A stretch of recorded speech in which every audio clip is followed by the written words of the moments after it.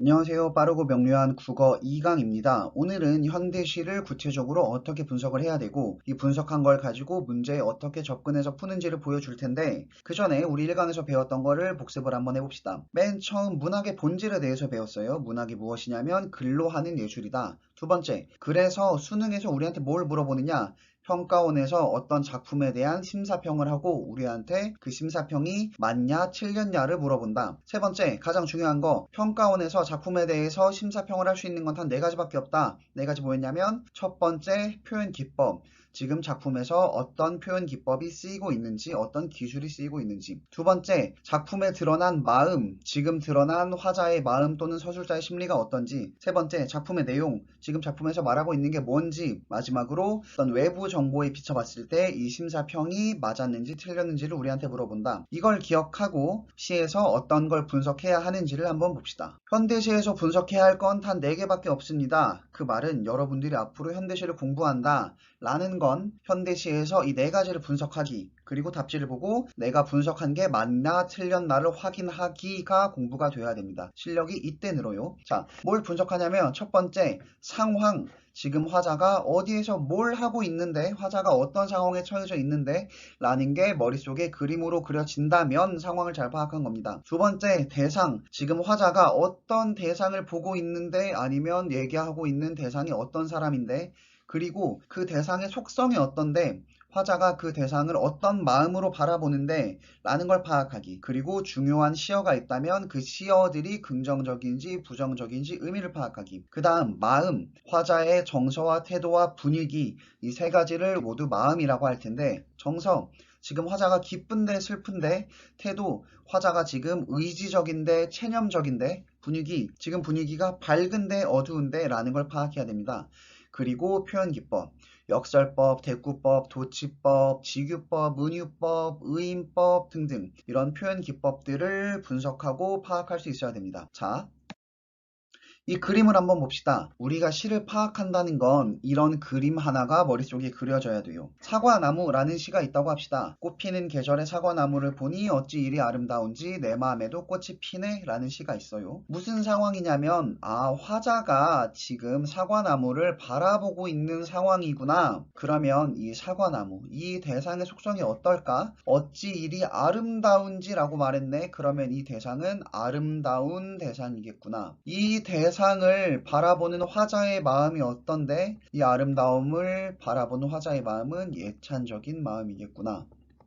사과나무를 바라보는 상황에서 아름다운 사과나무를 예찬적으로 바라보는 화자의 마음이 어떻게 표현되어 있냐면 어찌 이리 아름다운가 라는 서리법으로 표현되어 있네 라고 파악을 해야 합니다. 시를 그냥 뭉뚱그려서 파악할 게 아니고 정확히 분석해서 마음, 상황, 대상, 표현 기법. 다시 마음, 상황, 대상, 표현 기법. 요거 4가지를 가지고 분석을 해야 된다는 걸 명심을 하세요. 여러분 시와 노래가 본질적으로 똑같다라는 건 알고 있죠? 지금 이 노래, 에일리의 노래를 우리가 시라고 생각을 하고 분석을 해볼 건데 마음, 상황, 대상, 표현 기법 이 4가지를 분석할 겁니다. 마음이 하나가 아니에요. 연마다 다를 수 있고 상황이 연마다 다를 수 있습니다. 지금 잠시 멈추고 시간을 충분히 갖고 여러분이 마음과 상황과 대상과 표현 기법을 확인을 해보세요. 그리고 좀 이따 내가 분석한 것과 비교를 할 겁니다. 분석 시작. 자, 분석이 끝났다면 지금 나랑 같이 한번 봅시다. 여러분들이 분석하는 것과 내가 분석하는 거에 어떤 차이가 있는지.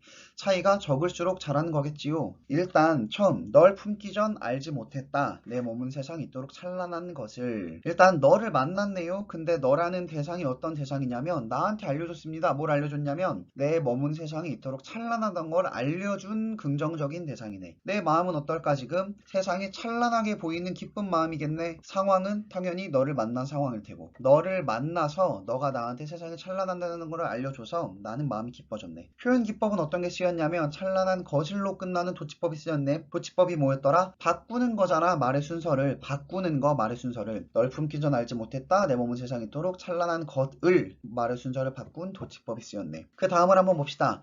캄캄한 영원 그 오랜 기다림 속으로 햇살처럼 네가 내렸다. 캄캄한 영원 그 오랜 기다림. 그 오랜 기다림을 뭐라고 표현했냐면 캄캄한 영원이라는 시각적인 심상을 써서 표현했네. 내 기다림은 어떠냐면 캄캄한 영원이었어. 널 기다리는 동안 내 마음은 캄캄하고 깝깝했었지. 근데 나의 캄캄한 영혼으로 너가 내려왔어. 어떻게? 햇살처럼.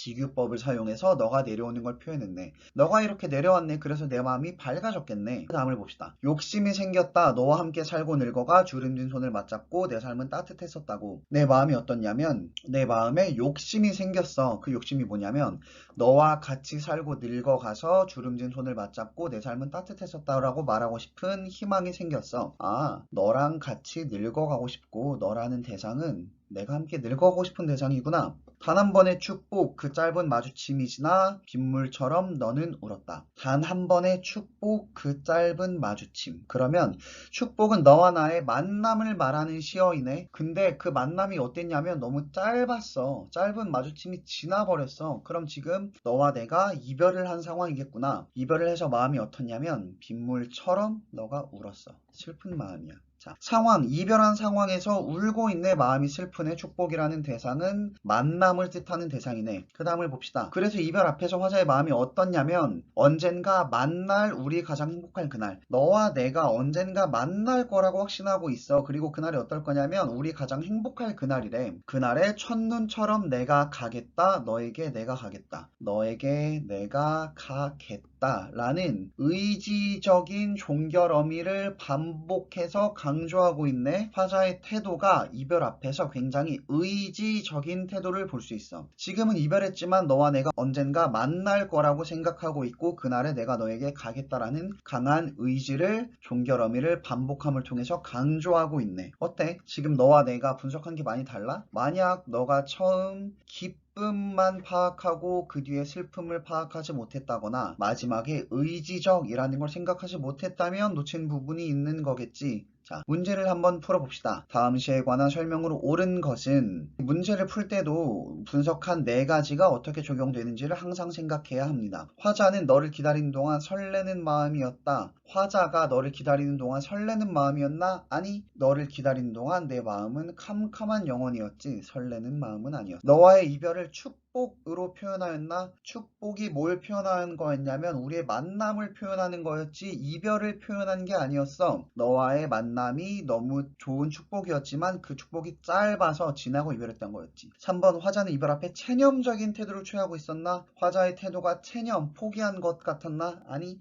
마지막에 우리가 만날 그날에 내가 너에게 가겠다라는 강한 의지적인 태도였어. 체념적인 마음이 아니었지. 의인 표현기법에서 의인법이 쓰인 적이 있나? 아니, 도치 쓰였고 지규 쓰였고 시각적 심상, 종결함의 방법 등등이 쓰였지만 의인법은 쓰인 적이 없어.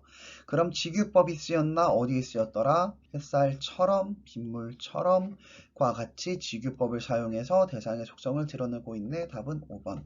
이렇게 풀어야 합니다. 지금 여러분이 분석한 것과 내가 분석한 것에 어떤 차이가 있는지를 보고 문제를 풀 때 내가 생각 없이 풀지 않았나 마음과 상황, 대상, 표현, 기법 정확한 근거를 가지고 문제를 풀었나를 확인해야 합니다. 다음으로 보여줄 건 실제 문제에서 우리가 분석한 네 가지를 가지고 어떻게 접근하는지를 보여줄 텐데 자, 다시 한번 강조하지만 모든 문제는 우리가 분석한 네 가지를 가지고 풀 수 있습니다. 첫 번째, 가, 다의 공통점을 물어보는 문제. 1번 선택지를 봅시다. 대꾸의 방식을 활용해서 리듬감을 주고 있나? 사물의 인격을 부여했나? 도치의 방식을 썼나? 감각적 심상을 썼나? 감탄사를 활용했나? 네 가지 중에 무엇을 물어보는 문제지요? 표현 기법을 물어보는 문제입니다. 표현 기법으로 대꾸법을 썼나? 사물의 인격을 부여하는 의인법을 썼나? 도치를 썼나? 감각적인 심상을 썼나? 감탄사를 썼나? 확인해야 되는 거. 이게 고3 모의고사 문제입니다. 고3 모의고사 문제에서도 이렇게 기본적인 표현 기법을 묻는 문제가 굉장히 많이 나옵니다. 이 문제는 무엇을 묻는 문제일까요? 잠깐 멈추고 확인해 봅시다.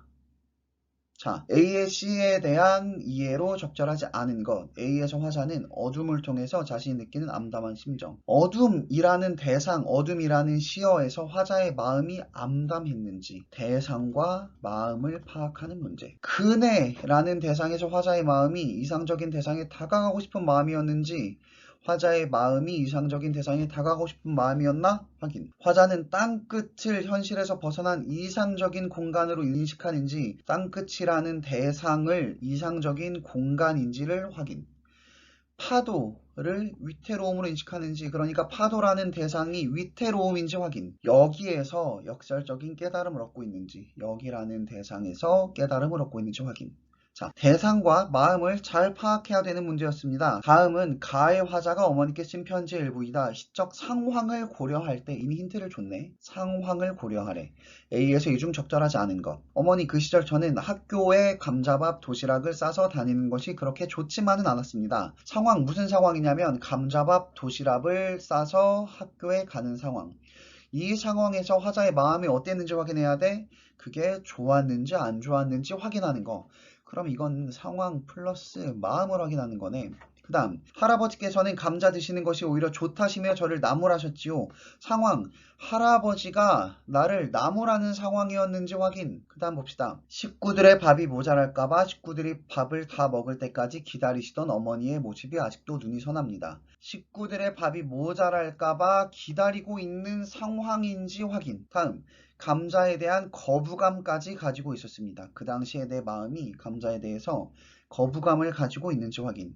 그 다음, 그런데 지금은 왜 이렇게 그리운지 모르겠습니다. 지금은 내가 그걸 그리워하고 있는 마음인지 확인. 지금 여러분들이 뭘 알아야 되냐면 문제를 풀 때 그냥 푸는 게 아니고 논리적으로 상황과 마음을 대입해서 지금 그 상황에서 좋은 마음, 그리운 마음을 확인하는 걸 알아야 됩니다. 하나 더 봅시다. A에서 이에 대한 예로 가장 적절하지 않은 걸 봅시다. 뭘 물어보는 문제일까요? 자, 청각의 시각화를 통해 음산한 시적 상황. 파악해야 될 요소가 두 개입니다. 가운데를 자릅니다. 첫 번째, 청각의 시각화라는 표현 기법이 쓰였는지 확인합니다. 두 번째, 음산한 시적 상황, 그러니까 지금 화자의 마음, 이 분위기가 음산한지를 확인합니다. 두 번째, 시대 상황과 대비되는 자연의 모습, 자연이라는 대상, 이 대상이 시대 상황과 대비되는 대상인지 확인합니다. 그 다음 여기서 생명력을 표현하고 있는지, 지금 이 분위기가 생명력인지 확인합니다. 그럼 이거는 대상 플러스 마음이네. C, 대구 형식을 활용합니다. 대구 형식이라는 표현 기법을 썼는지 확인합니다. 그리고 화자의 출생을 앞둔 집안의 분위기. 지금 상황이 화자의 출생을 앞둔 상황인지를 확인합니다. D. 화자가 태어난 날의 상황을 구체적으로 서술했는지를 확인합니다. 구체적으로, 요약적으로 서술하지 않고 구체적으로 서술했는지를 확인합니다. 그리고 출생에 대한 감격. 화자의 마음이 지금 감격인지를 확인합니다. 어때요? 이 문제는 지금 마음과 상황과 대상과 표현 기법 네 가지를 다 파악해야 되는 문제인데 각각 선택지에서 우리가 항상 생각해야 될 거, 여기선 표현 기법과 분위기를 파악해야 되네, 대상과 마음을 파악해야 되네, 표현 기법과 상황을 파악해야 되네와 같이 각각의 선택지에서 우리가 뭘 파악해야 되는지 확인하는 거. 오늘 여러분들이 배웠어야 할 건 이거 두 가지입니다. 다시 한번 생각해 봅시다. 네 가지를 분석한다. 네 가지가 뭐였더라? 지금 빨리 기억합시다.